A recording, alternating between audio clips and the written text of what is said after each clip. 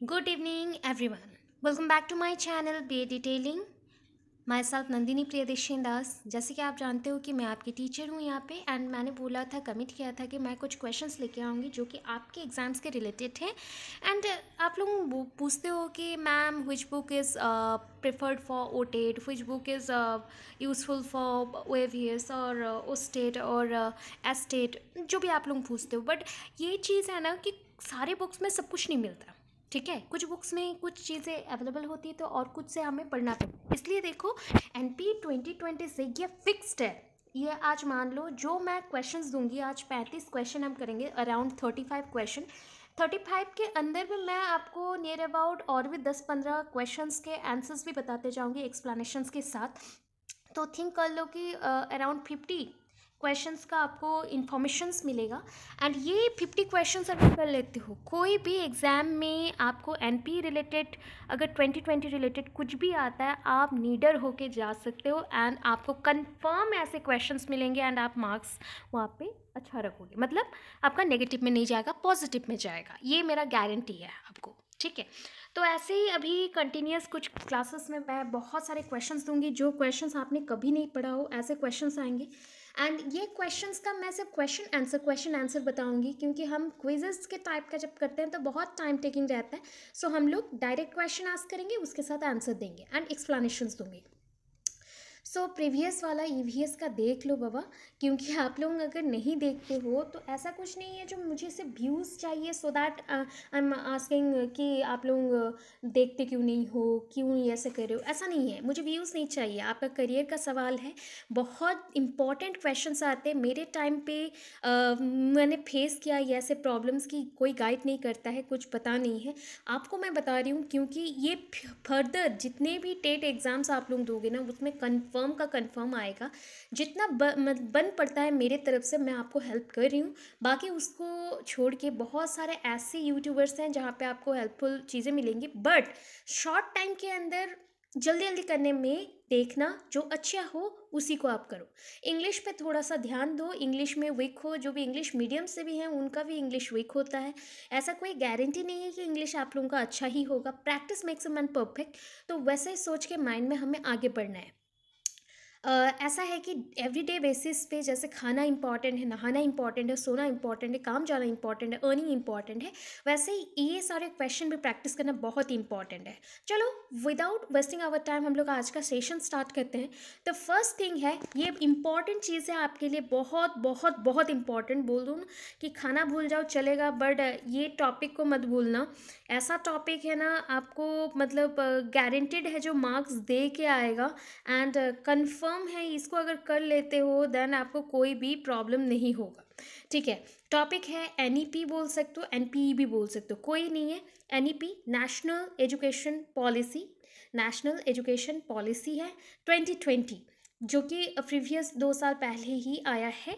इसका जो ड्राफ्ट था वो 16 से चल रहा था, 2016। मेरे पॉइंट्स को मार्क करना एंड मैं जो बोल रही हूँ प्लीज़ नोट डाउन करना, क्योंकि ये सारे क्वेश्चन ढूंढने में मुझे बहुत टाइम लगता है एंड मुझे टाइप करने का अभी लिटरली टाइम नहीं है मेरे पास। कि ये जो कमिंग 6-7 मंथ से मेरे पास बिल्कुल टाइम नहीं है, अगस्त तक मैं बिल्कुल फ्री नहीं हूँ। सो दैट मैं जो भी दूंगी आपको हैंड रिटन ही दूंगी, टाइप करने में बहुत टाइम लगता है। सो अभी फ़िलहाल के लिए नहीं हो पाएगा टाइपिंग वाला, सारे ऐसे ही आएंगे एंड टाइप वाले कुछ कुछ आएंगे बीच बीच में। सो पहला चीज़ एनईपी 2020, इसको एनपीई भी बोल सकते हो, नेशनल पॉलिसी ऑन एजुकेशन भी बोल सकते हो। कोई गड़बड़ नहीं है, टेंशन मत लो। एनईपी जो है एनपीई भी वही है, सिर्फ बोलने का तरीका अलग है और कुछ नहीं। वैल्यू सेम है, उसमें जो पॉइंट्स है सेम रहेंगे। अभी देखो मैंने कुछ नंबर्स लिखे हैं ये साइड में, क्या है 1968, 1986, 1992, 1986, sorry 1968 after Kothari commission is also known as Indian education policy और Indian education commission. Indian education commission, मेरे बातों को अच्छे से सुनो। कमीशन, ये कमीशन आया 1964 to 66 में। ठीक है, मतलब 64 में कोठारी आए एंड 2 साल उनको लगा अपना ड्राफ्ट प्रिपेयर करके मतलब वर्किंग में लाने के लिए, ये 66 हो गया। इनका भी मेन मुद्दा था कि ये वोकेशनलाइज्ड भी करना चाहते हैं, प्लस इनका जो एजुकेशन है वो अर्निंग के साथ जुड़ा हुआ है, तो वहाँ से एक बेस पॉइंट पकड़ता है। ठीक है, वो बेस से यहाँ पे हम स्टार्ट करते हैं 1968 का टाइम। तो 1968 जो है, इस पीरियड में जो नेशनल एजुकेशन पॉलिसी आया, देखो ऑलवेज क्या होता है ना, ये सारे पॉलिसीज अंडर कंस्ट्रक्शंस हैं, जस्ट लाइक एक अंडर कंस्ट्रक्शन बिल्डिंग होता है ना, वैसे ही टाइप का है। एक गलत हुआ तो बाकी सारे को हमें सही करना पड़ेगा, अदरवाइज इसका सिस्टम में ही अगर चलते रहे तो वैसे ही हम रेक्टिफिकेशन नहीं कर सकते। So that first one is very important, 1968। But अगर बोला जाए कि बेस कौन सा है national education policy, still now the national education policy को हिंदी में बोलते हैं राष्ट्रीय शिक्षा नीति। हिंदी बच्चे प्लीज़ कोऑपरेट कर लो, एंड बिकॉज ये चीज़ है कि मुझे क्वेश्चंस इंग्लिश में ही मिले हैं, बहुत इंपॉर्टेंट क्वेश्चन था और हिंदी में ट्रांसलेट करने का कोई मतलब टाइम नहीं मिला। मैं पढ़ के आपको समझा रही हूँ, तो आप लोग सुन के उसको लिखो, ठीक है। आपको सिर्फ MCQs ही याद रखने हैं, तो उस रिलेटेड में भी मुझे लगता है कि आप समझ लोगे। तो नेशनल एजुकेशन पॉलिसी क्या होता है, राष्ट्रीय शिक्षा नीति। ठीक है, राष्ट्रीय शिक्षा नीति 1968 में कुछ एक प्रॉब्लम रह गया, तो हमारा जो बेस बन गया अभी किस पे डिपेंडेंट है, 1986 के ऊपर। 1986 में बहुत कुछ हुआ। 1986 का पीरियड है राजीव गांधी जी का पीरियड, बिकॉज उस पीरियड में राजीव गांधी जी ने बहुत कुछ किया था एंड उन्होंने एजुकेशन पॉलिसी को चेंज करने को ट्राई किया, सो दैट उन्होंने एक कमेटी बनाया एंड उसी कमेटी के थ्रू 1986 का पॉइंट ऑफ व्यू आया। अभी 1986 ये बोलता है कि हमारा जो एजुकेशन सिस्टम है वो क्या होगा, 10+2+3 ये सिस्टम होगा, जो कि नेचुरली हम लोग पढ़ते आए हैं। ठीक है, हमारे टाइम पीरियड को याद कर लेना, 10+2+3 सिस्टम। वोकेशनल एजुकेशन रहेगा, ऑब्वियस इंपॉर्टेंस देना है अर्निंग पॉइंट को। अर्ली चाइल्डहुड केयर रहेगा, बाल वाटी, और जैसे बोलते हैं हम लोग हाँ, जो कि आंगनवाड़ी रहेगा, या फिर हॉस्टल सेपरेट रहेंगे बॉयज़ गर्ल्स के लिए, वैसा आ गया। ऑपरेशन ब्लैक बोर्ड बोल के एक चीज़ आया, जहाँ पे टॉयलेट ब्लॉक्स बनाना है इंडिविजुअल गर्ल्स एंड बॉयज़ के लिए। दैन एक स्कूल में, पर्टिकुलर एक स्कूल में, जैसे कि मेल टीचर्स बहुत इंपॉर्टेंट होते हैं, वैसे फीमेल टीचर्स भी इंपॉर्टेंट है, बिकॉज फीमेल एक गर्ल को समझ सकती हैं एंड गर्ल्स में जो भी बॉडीली चेंजेस होता है ड्यूरिंग मेंस्ट्रुएशन, तो उस टाइम पे जो जो चेंजेस होते हैं कि दे नीड सैनिटाइजेशन और they need pads, they need toilet blocks, separate toilet blocks, उनको केयर चाहिए, कुछ चाहिए, तो उसके लिए स्कूल में क्या होना चाहिए, फीमेल टीचर्स भी होने चाहिए सेपरेट। ये सब के बाद वाइट बोर्ड और ब्लैक बोर्ड होना चाहिए, चॉक डस्टर होना चाहिए, बुक्स होने चाहिए, प्रॉपरली एक करिकुलम के साथ काम करेंगे। नेशनल करिकुलम जो पाठ्य चर्चा होता है, राष्ट्रीय पाठ्य चर्चा और पाठ्य पुस्तक बनाने के लिए जो चर्चे होते हैं वो। तो इस अकॉर्डिंग 1986 का वैल्यू बहुत इंपॉर्टेंट है। ये अगर पूछा जाए कि हर एक जो मतलब 1992 आया, देन आपका जो रिवाइज नेशनल पॉलिसी हम जिसको बोलते हैं, रिवाइज्ड नेशनल पॉलिसी, और 2020 जो भी आया या फिर कमिंग में जो भी आएगा, तो ये सारा अगर बेस क्या है, किस बेस पे ये खड़ा हुआ है, 1986 का बेस है, याद रख लो, कंफ्यूज नहीं होना है कि नेशनल करिकुलम के ऊपर डिपेंड करता है, नहीं, नेशनल डिफरेंट पॉलिसीज़ के ऊपर, 1968 के ऊपर, या फिर NP 2020। तो बहुत बच्चे कंफ्यूज होकर NP 2020 मारेंगे या 68 मारेंगे स्टार्टिंग समझ के, बट बेस होता है रेक्टिफिकेशन होने के बाद एक लेंथी पीरियड तक, लॉन्ग पीरियड तक जो कंटिन्यू चल रहा है एंड उसमें मॉडिफिकेशन हो रहा है, इट्स ओके। तो ये फाउंडेशन पीरियड है 1986, याद हो गया, थोड़ा सा इन्फॉर्मेशन था इसलिए बोल दी। अभी देखो इसी के बेस्ड पे क्या हमारा बना, NP national policy on education 2020। अच्छा, अभी मैं बहुत सारे पॉइंट्स बताऊंगी। NP जो है 2020, इसको बोलते हैं burden free learning, no burden learning without burden, और बर्डन फ्री लर्निंग क्या बोल सकते हैं, बर्डन फ्री लर्निंग और लर्निंग विदाउट बर्डन। मतलब आपके ऊपर, आपके सर के ऊपर अगर मैं 20 kg का कुछ पत्थर डाल दूँ तो क्या लगेगा, बर्डन, ठीक है, तकलीफ होगी हमको। तो हमें ऐसा शिक्षा नीति चाहिए जो कि आपके ऊपर क्या ना हो, हावी ना हो, प्रेशराइज ना करे, तो ये बर्डन फ्री लर्निंग है, ठीक है। तो NP 2020 को क्या बोलते हैं, बर्डन फ्री लर्निंग। अभी तक हम क्वेश्चन को नहीं किए, मैं पॉइंट्स बता रही हूँ। अच्छा, याद रख लो 1986 का राजीव गांधी जी का पीरियड है, ठीक है, राजीव गांधी जी का पीरियड है। एंड उसके बाद उनके अकॉर्डिंग ही वो आया था एनपी 2020 कस्तूरी रंगन जी के थ्रू हुआ था, कस्तूरी रंगन जी के द्वारा हुआ था। ठीक है, इसके चेयरमैनशिप में हुआ था, एक कमेटी बना था। एक कमेटी नहीं बना था एक्चुअली, 2-3 कमेटी यहाँ पे हैं जो कि इंपॉर्टेंट कमिटीज़ हैं और मिलजुल के डिफरेंट पॉइंट ऑफ व्यू में उन्होंने काम किया था। ठीक है, स्टोरीज ऐसा सुन लो पूरा। अभी एनपी 2020 तब किस पे डिपेंडेंट है? NEP 1986 NEP. चलो तब हम अभी क्वेश्चन देखेंगे कि हमारा क्वेश्चन क्या बोलता है। क्वेश्चन बोलता है the dash propose the national curriculum framework as a means of evolving a national system of education। नया राष्ट्रीय शिक्षा नीति को निकालने के लिए और नया शिक्षा जो नीति है, सिस्टम है, व्यवस्था है, उसको निकालने के लिए क्या चाहिए हमें? नेशनल करिकुलम फ्रेमवर्क, पाठ्य चर्चा चाहिए, राष्ट्रीय पाठ्य चर्चा चाहिए। तो उसको किसने बनाया, किसने व्यवस्थित किया, कौन प्रपोज किया? तो प्रपोज किसने किया? एनईपी 1986 ने। बेस का क्वेश्चन है, फाउंडेशन वाला। ठीक है, अभी नेक्स्ट क्वेश्चन में चलते हैं। Dash national focus groups were setup along with the national steering committee to review NCFSE 2000। ठीक है, NCFSE आपका है national curriculum framework for secondary education.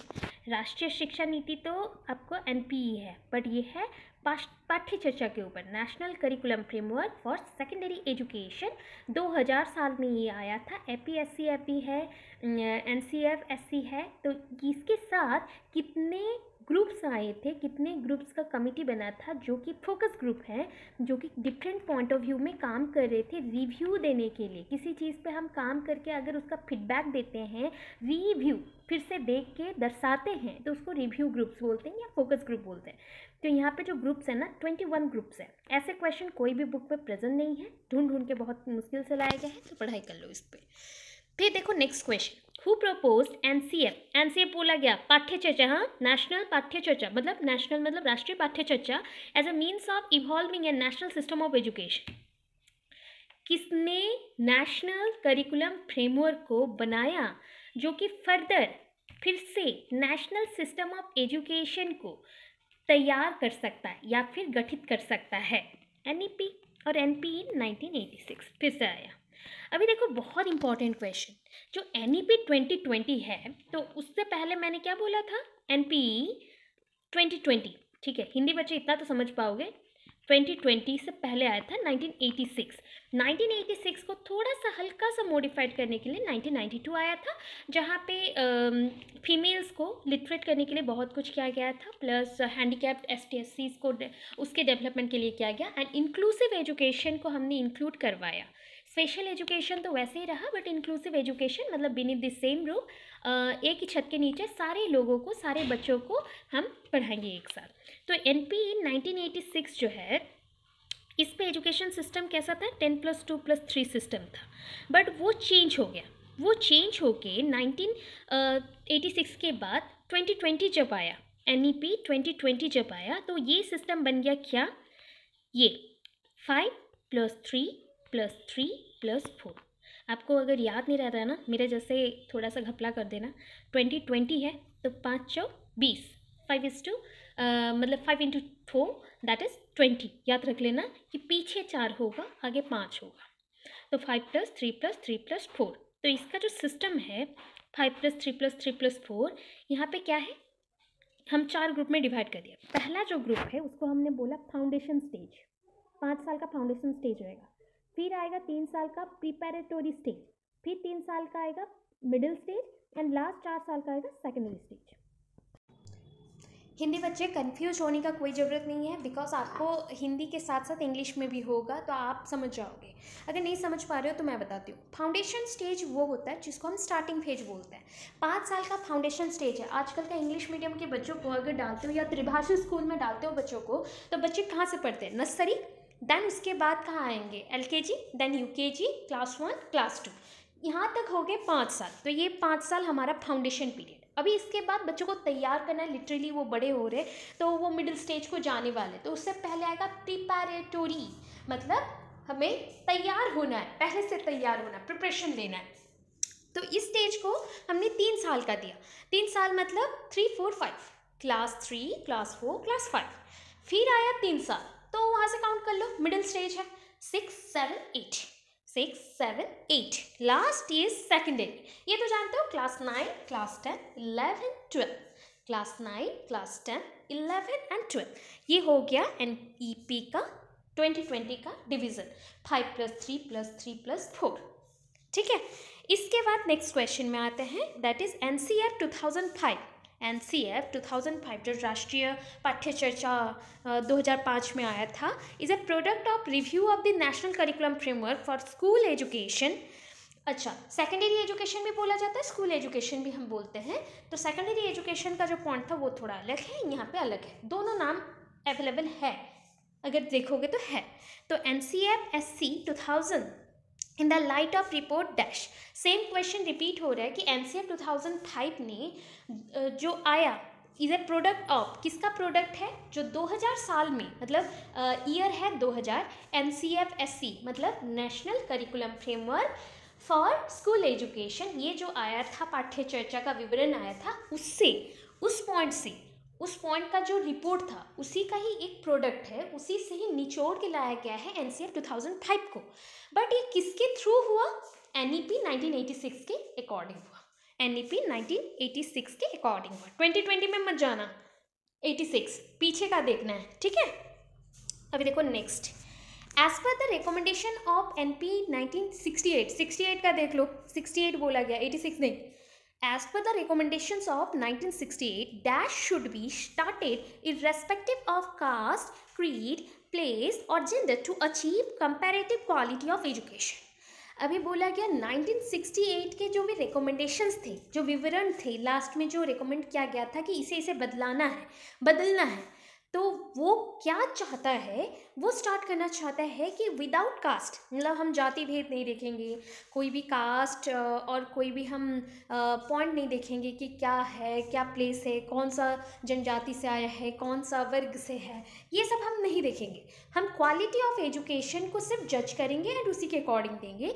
तो उस अकॉर्डिंग क्या बनाया गया, कंपल्सरी करिकुलम स्टडीज़ बनाया गया, कंपल्सरी करिकुलम स्टडीज़। NCF को थोड़ा सा मॉडिफाई करके बनाया गया कंपल्सरी करिकुलम स्टडीज़, जो कि सबके लिए अनिवार्य है, वैसा पाठ्य चर्चा बनाया गया।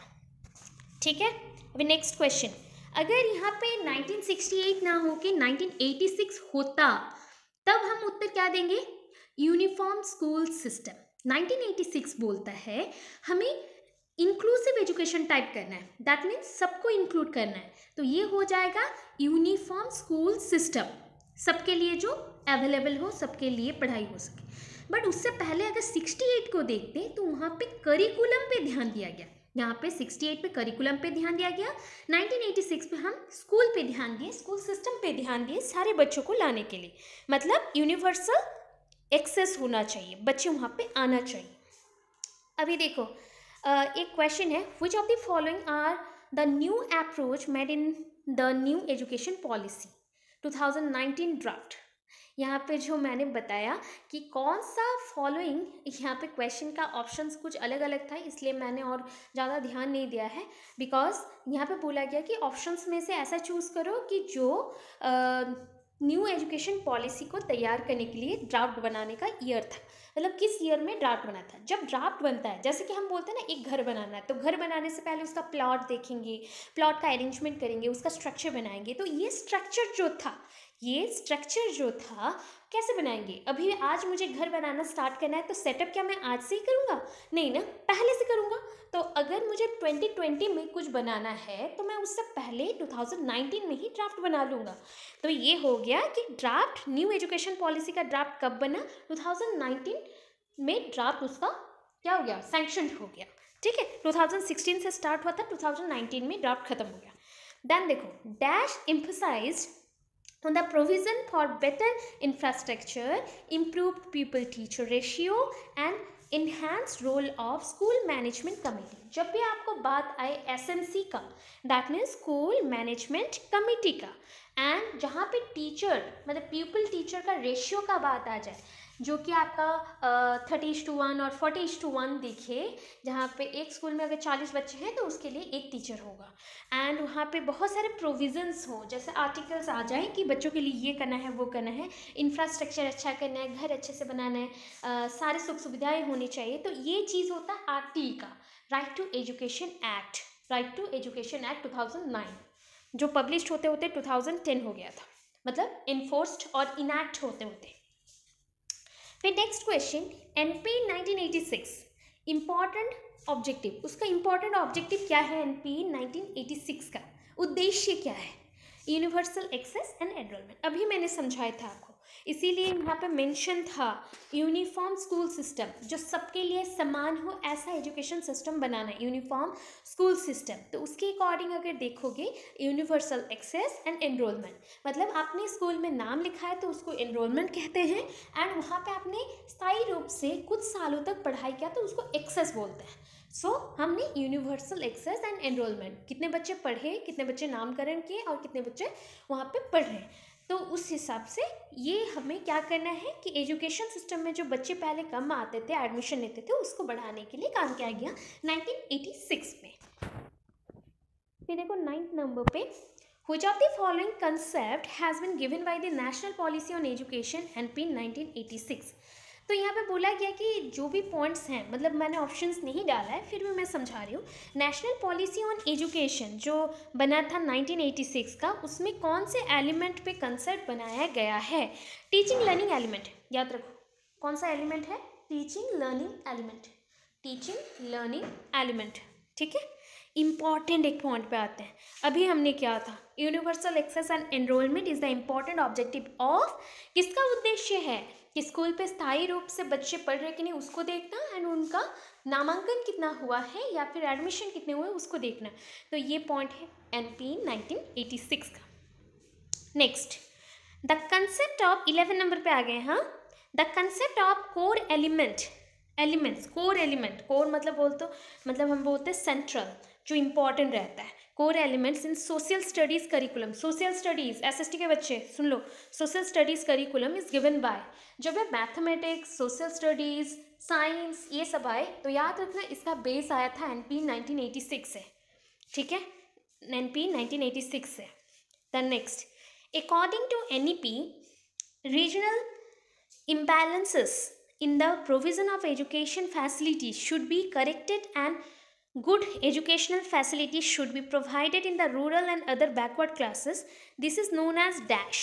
मैं बोल रही हूँ एनईपी मतलब नेशनल एजुकेशन पॉलिसी। इसके हिसाब से अगर देखो, जो भी हमारे कंट्री में या फिर हमारे जो रूरल एंड अर्बन एरियाज हैं, जो कि हम बोलते हैं ग्रामीण अंचल के साथ शहरी अंचल का जो भी हम बोलते हैं पार्थक्य जो है, कि वहाँ पे बच्चे पढ़ने को कुछ सुख सुविधाएं नहीं मिलती हैं, यहाँ पे बच्चे बहुत पढ़ते हैं। तो ये जो कंपैरिजन हम दिखा रहे हैं कि ये होता है, अगर इसमें समानता लाना चाहते हैं या फिर समान करना चाहते हैं, तो हमें एजुकेशन सिस्टम में जो भी चेंजेस करना है उसे हम क्या कहेंगे?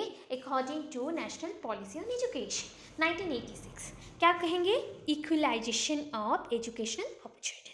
क्या बोलोगे? Equalisation of educational opportunities. Education में, शिक्षा में जो हम सुख सुविधाएं बच्चों को दे रहे हैं वो सबके लिए समान होगा बोला गया। बैकवर्ड क्लासेस के लिए हो, वो अर्बन एरियाज़ के लिए हो, रूरल एरियाज़ के लिए हो, सबके लिए समान होना चाहिए, ठीक है। Number 13, which education commission recommends the establishment of DIETs। DIETs क्या है? ये भी होता है कि एजुकेशनल जो ट्रेनिंग्स होता है ना उसको देना है, ठीक है। तो ये DIETs को किसने बनाया? ठीक है, किसने बनाया? NPE ने बनाया, NPE ने बनाया, ठीक है, NPE ने बनाया। NPE मतलब स्टार्टिंग से ही बना रहा है, ठीक है। ऑपरेशन ब्लैक बोर्ड मैंने ऑलरेडी स्टार्टिंग पॉइंट पे ही अभी बताया था। ऑपरेशन ब्लैक बोर्ड का कंसेप्ट आया था NPE 1986, एंड क्या है ऑपरेशन ब्लैक बोर्ड वो भी आपको बता दिया था। Operation black board means only black board लगा के पढ़ाई करना नहीं है, जो बाकी सुख सुविधाएँ हैं, first aid, toilet blocks, books, book में जो प्रिंट हो रहे सब कुछ को लेके था। Teachers student ratio, female and male ratio, सब कुछ को लेके था। ठीक है। एंड ये लॉन्च हुआ था क्योंकि कंसेप्ट आया 1986 में, बट लॉन्च हुआ 1987 में एंड ख़त्म हुआ, इसका जो पूरा स्कीम था वो ख़त्म हुआ 1988 में। ठीक है, 15 पे चलते हैं। NPE 1986 suggested the development of integrated program for the inclusive education under regular classroom। Answer भी यहीं बताया गया है, पॉइंट में बता रही हूँ, ये है आपका आंसर। अगर हम NPE 1986 का बात करें तो यूनिफॉर्म स्कूल सिस्टम था, क्योंकि उससे पहले जो था 1968 वो तो करिकुलम स्टडीज़ पे था, कंपलसरी करिकुलम स्टडीज, जो पाठ्य चर्चा में मेंशन किया गया उतना ही पढ़ाना है। बट ये बोलता है कि एनरोलमेंट देखना है, एक्सेस कितने बच्चे कर पा रहे हैं वो देखना है। तो इसका मतलब है ये चाहता है कि एक छत के नीचे हम सारे बच्चों को रख के सबको एडमिशन दें, सबको पढ़ाने को ट्राई करें। तो इसका जो प्रोग्राम था ये सबके लिए था, इसलिए इसको इंक्लूसिव एजुकेशन हम बोलते हैं। इंक्लूसिव मीन्स जहाँ पे हम इंक्लूड करते हैं बच्चों को, हम उन्हें रिग्रेट नहीं फील करवाना चाहते कि they are not usable to us, usable to society, तो वो चीज़ नहीं होना चाहिए। देन देखो नेक्स्ट 16 नंबर पे आ गए। Which of the following advocated turning education as a forceful tool for the cultivation of social and moral value? जब भी ऐसा पॉइंट आए कि जहाँ पे आपको मोरल वैल्यूज़, मतलब जहाँ पे भावपूर्ण भाव, आपके जो भाव आते हैं उसको दिखाने, अच्छे गुण दिखाने, यहाँ पे जहाँ पे सोशल थिंग्स दिखाना है, सबको एक साथ जोड़ने का बात आए, तो कौन सा पॉलिसी है जो इम्पॉर्टेंट होगा? ऑलवेज याद रखना NPE है जो इम्पॉर्टेंट है, नेशनल पॉलिसी ऑन एजुकेशन, जो कि एजुकेशन सिस्टम को बोला था ये एक वेपन जैसा है, अस्त्र जैसा है, टूल्स हैं जिसको आप यूज़ करके, जैसे बीज रोपण करते हो ना, कल्टिवेट करते हो, ग्रो करते हो पेड़ों को, वैसे ही हम अंकुरित करते हैं चीज़ों को, एंड उससे नया सोशल एंड मोरल वैल्यूज़ को बढ़ाते हैं, वैसे ही चीज़ है। अभी देखो मैं एक सबसे इम्पॉर्टेंट चीज़ लेके आ जाती हूँ। अभी आपको बोला जाएगा NPE 2020 का मेजर पार्ट्स क्या है। इसके ना 5 पार्ट्स हैं। कोई अगर पूछे कि पार्ट्स क्या हैं तो इसके 5 पार्ट्स हैं। क्वेश्चन से ज़्यादा इंपॉर्टेंट है कि मैं आपको शॉर्टकट सारा आंसर बता रही हूँ, जैसे आप याद रखो तो फ्यूचर में कहीं पे गलत ना करो। तो NPE 2020 का 5 पार्ट्स हैं। फर्स्ट याद रखना A² EQA, क्यों बोल रही हूँ? सीक्वेंस के लिए, ठीक है, गलत कर दिया थोड़ा सा, यहाँ पे है गया A² EQA। एक्वा भी नहीं बोल सकते, एक्वा बोलने से रॉन्ग हो जाएगा, A² EQA। तो फर्स्ट आया अवेलेबिलिटी, देन आया एफोर्डेबिलिटी, देन आया इक्विटेबिलिटी, देन आया क्वालिटी एंड अकाउंटेबिलिटी। पहला चीज़ है कि कोई भी चीज़ सबके लिए अवेलेबल होना चाहिए, सबके पास पहुंचना चाहिए। देन वो चीज़ों का जो दाम है, मूल्य है, वो बहुत ज़्यादा हो जाए तो लोग उसको ले नहीं पाएंगे, तो एफोर्डेबल होना चाहिए, सबके पास पहुंचना चाहिए। देन आए इक्विटेबिलिटी, दैट इज सबके लिए होना चाहिए। ऐसा नहीं कि जनरल को नहीं मिलेगा, ST को नहीं मिलेगा, बैकवर्ड क्लासेस को नहीं मिलेगा, हैंडीकैप्ड को नहीं मिलेगा, या वुमेंस को नहीं मिलेगा, सबको मिलेगा। देन आया क्वालिटी, ऐसा नहीं है कि ओनली जनरल को ही हम क्वालिटी देंगे बिकॉज उन्होंने डोनेशन दिया है या कुछ दिया है और इनको नहीं देंगे, सबके लिए सेम क्वालिटी के होगा। अकाउंटेबिलिटी, जो भी यूज़ करे उसको फिर वो रीयूज़ कर सके या फिर उससे उनका अर्निंग हो, ऐसा भी देखेंगे। तो A² EQA, ये सारे 5 पार्ट्स हैं। अभी अगर पिलर बोलते हैं हम तो इम्पॉर्टेंट पिलर क्या है? पिलर्स में 6 आ जाएंगे, 6 पिलर्स होते हैं NPE के। ये 5 के साथ और एक ऐड हो जाएगा जो है एक्सेस, यूज़ कर सकते हैं, एक्सेस करना, ठीक है, व्यवहार पे आना, ठीक है। अभी देखो नेक्स्ट 18 नंबर पे, what is the purpose of, क्या पर्पस है? ये कंसेप्ट आया था, स्कीम बोल सकते हो, एक स्कीम आया था, एक भारत श्रेष्ठ भारत, एक भारत श्रेष्ठ भारत।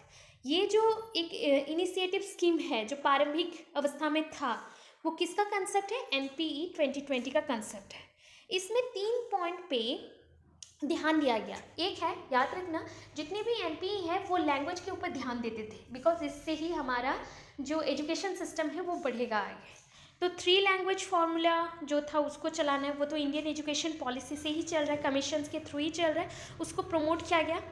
अभी इंडिया में हो, कल्चर डाइवर्सिफिकेशन बहुत है ना, बहुत सारे कल्चर्स हैं, कला संस्कृति है, तो उसको बढ़ावा देना।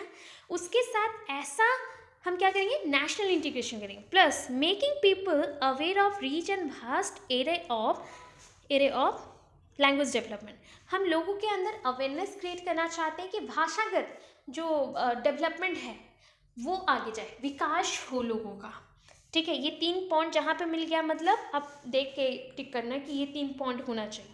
19 पे आ गए, NEP 2020 प्रपोज्ड, एक कंसेप्ट आया NEP 2020 पे, professional standard setting body, PSSB, DSSB तो जानते ही हो, बट ये है PSSB, professional standard setting body. ये जब डेवलप हुआ, ये कौन से set of principles for the teacher, क्या सेट ऑफ प्रिंसिपल्स उन्होंने क्रिएट किया, NPST। मतलब ये चाहते थे कि टीचर्स लोगों को national policy for school teacher ऐसा क्रिएट करें एंड उस प्रिंसिपल्स के थ्रू गाइड करें जो भी टीचर्स हैं उनको। अभी 20 पे आ जाते हैं। NEP 2020 proposed to set up a national assessment center। National assessment centre को हमने NAC बोला और बोल सकते हो, हाँ NAC बोला। इसके थ्रू एक स्कीम बनाया गया। कौन सा स्कीम? स्कीम का नाम है परख।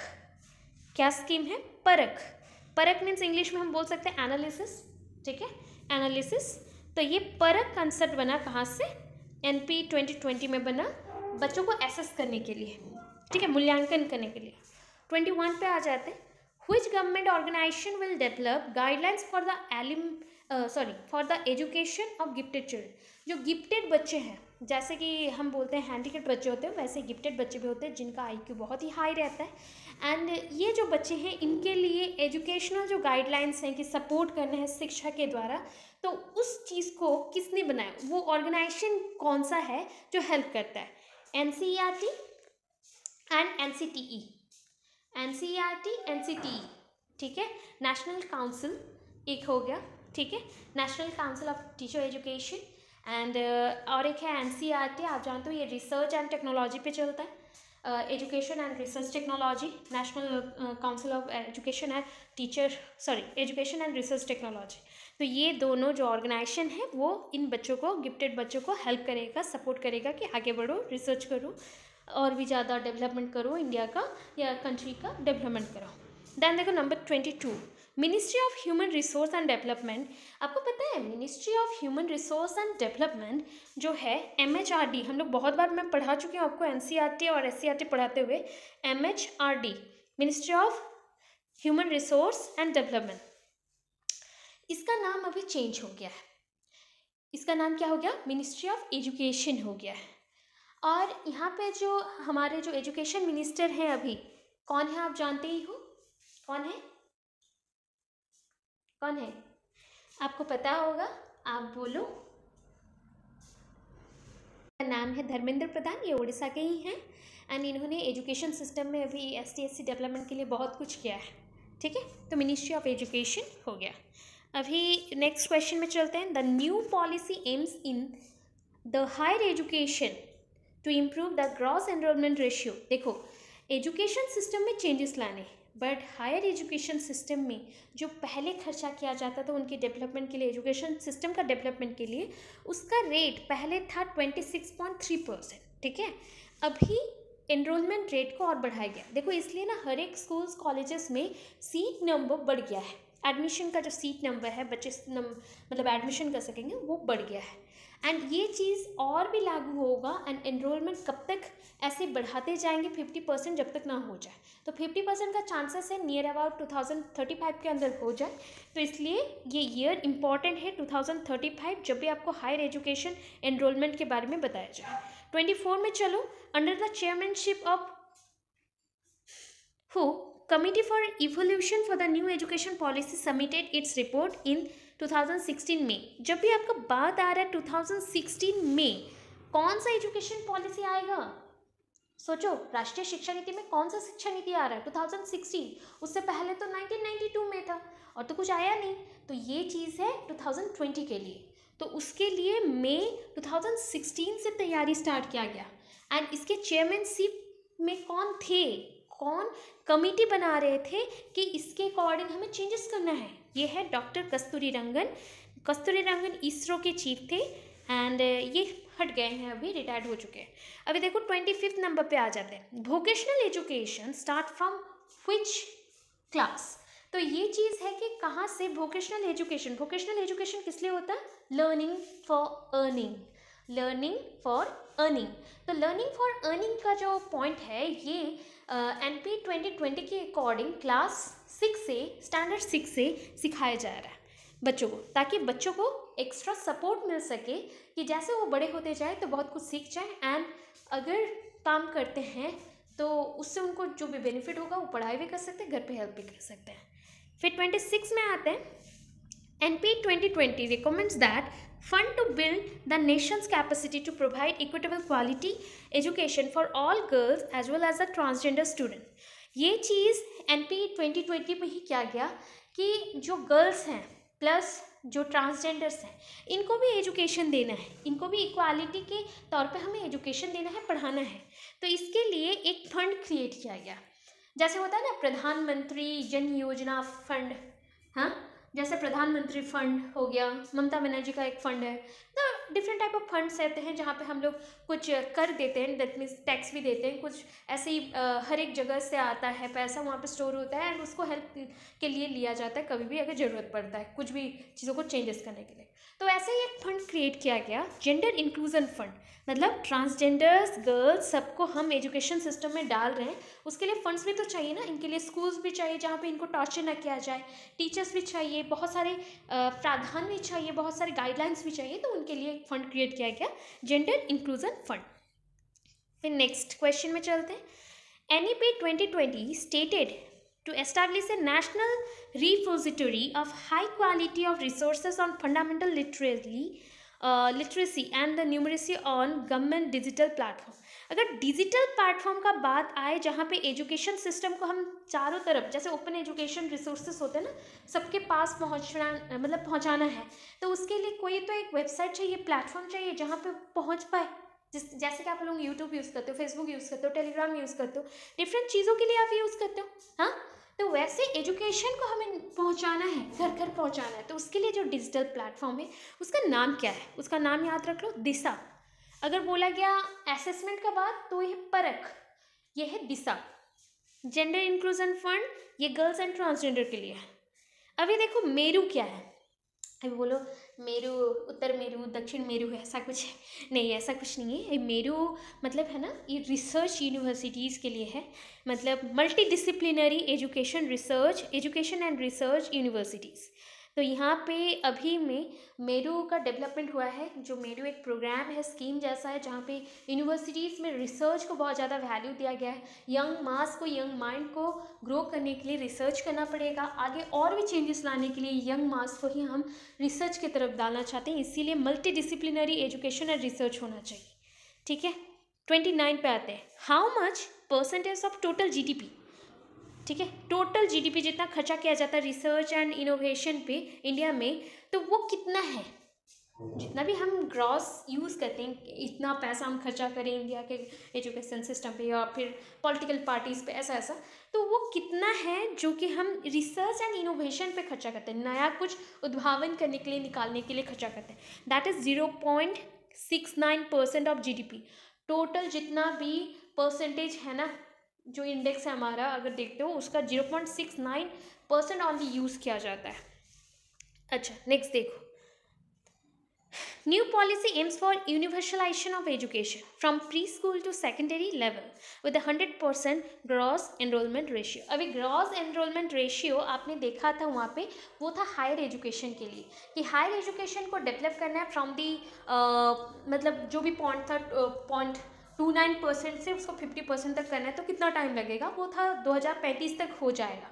बट यहाँ पे बोला कि हम प्री स्कूल से लेके सेकेंडरी लेवल तक सारे लोगों को एजुकेशन कंपलसरी बाउंड देंगे, 6 to 14 ईयर्स के एज के बच्चों को हम बाउंडली देंगे एंड इसको कंप्लीट 100% करना है। वो हायर एजुकेशन का था बट ये सेकेंडरी लेवल तक है, तो इसको करने में कितना टाइम लगेगा? 2030 तक ये हो जाएगा, 2030 ओके। 31 पे आ जाते हैं, what is the full form of ABC? अब बोलोगे A for apple, B for ball, C for cat, ऐसा कुछ नहीं है। एबीसी का मतलब होता है एकेडमिक बैंक ऑफ क्रेडिट। ये एनपी 2020 में आया है। ऐसे क्वेश्चन ना आपको कहीं पे मिलेंगे ही नहीं, ठीक है। ऐसा पढ़ो जैसे कि लगे कि आपको कुछ नॉलेज मिला, ठीक है। National bank of credit, national bank of credit. कभी कभी देखो मैं बहुत बार रिपीट करके पढ़ाती हूँ। क्यों पढ़ाती हूँ? बिकॉज कभी हम ना एग्जाम हॉल पे जाते हैं बहुत चीज़ें भूल जाते हैं, बट वो एमसीक्यू है। क्वेश्चन के ऑप्शंस तो देखोगे ना, ऑप्शंस देखते ही आपको रिकॉल होगा, अरे मैडम ने ये बोला था, तो उसी से आपको हाइक करेगा एंड आप लिफ्ट अप होके इसी पे ही टिक करोगे। Academic bank of credit, ABC का फुल फॉर्म अभी इंडियन जो डांस सिस्टम में हम लोग एबीसी करते थे वो नहीं, ये है ABC, that is academic bank of credit. 32 में आते हैं कमिटीज़ रिलेटेड टू एनईपी। जो कमिटीज़ है जो एनईपी से जुड़ा हुआ है, जिसने हेल्प किया था डिफरेंट ब्रांच में क्या करके, रिसर्च करके, वो कौन से कमिटीज़ हैं। देखो यहाँ पे मैं 3 कमिटीज़ बताऊंगी जिसको बहुत अच्छे से याद रखना है। एक है कस्तूरी रंगन कमेटी, के कस्तूरी रंगन कमेटी, याद रखो ये तो एनपी 2020 का ही मेन हेड है, ठीक है, चेयरमैनशिप इन्होंने ही लिया। इसके साथ इन्होंने सुब्रमण्यम, टीएसआर सुब्रमण्यम कमेटी, तीसरा क्या है, डीएस कोठारी कमेटी।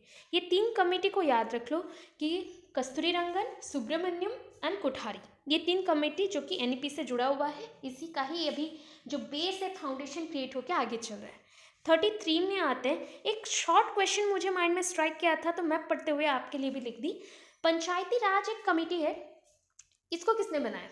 अशोक मेहता ने, अशोक मेहता ने, ओके। अभी 33 में आ जाते हैं, dash will be created as an apex body for fostering a strong research culture and building research capacity across higher education as per NEP 2020। NEP 2020 के हिसाब से रिसर्च को और ज़्यादा बढ़ावा देने के लिए और हायर एजुकेशन का जो कैपेसिटी है, रिसर्च का कैपेसिटी, उसको और ग्रो करने के लिए किसका फाउंडेशन किया गया? नेशनल रिसर्च फाउंडेशन, सिंपल सा है, NRF, नेशनल रिसर्च फाउंडेशन। फिर देखो 34 NP 2020 regarding language, regarding language उनका मेन ऑब्जेक्टिव क्या है? याद है ना कंसेप्ट, भारत में, इंडिया में लैंग्वेज डाइवर्सिटी बहुत है, इसलिए मैंने लैंग्वेज पढ़ाया था आपको।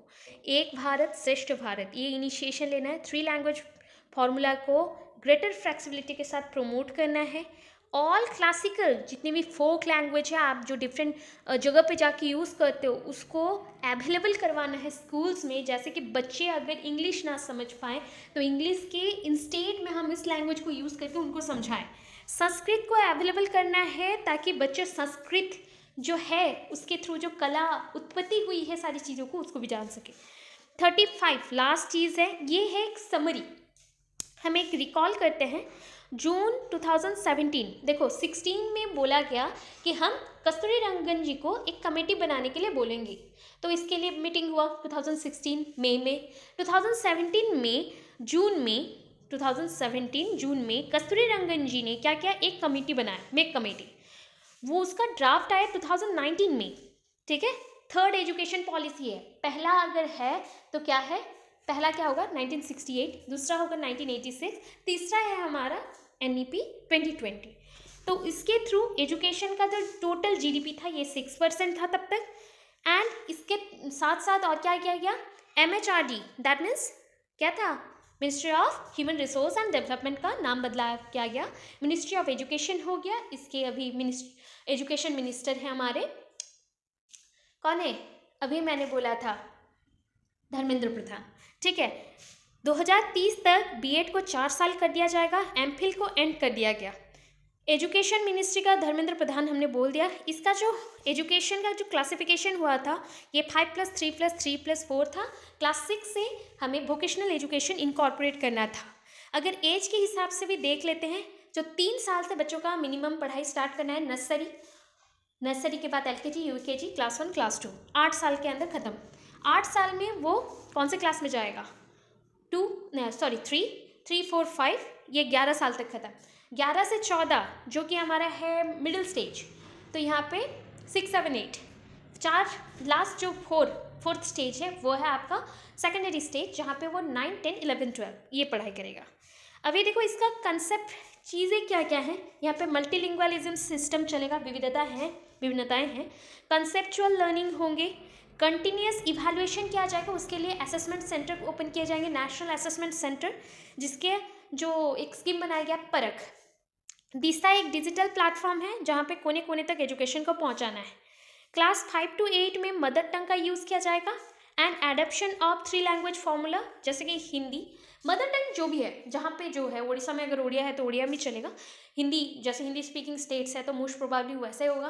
केरला तमिलनाडु में क्या होता है ना, वो लोग तमिल बोलते हैं या फिर कन्नड़ बोलेंगे, तो ऐसे जगहों पे हम क्या करते हैं तमिल तेलुगु, तो यहाँ पे हिंदी स्पीकिंग तो है नहीं तो वो लोग इंग्लिश यूज़ करेंगे।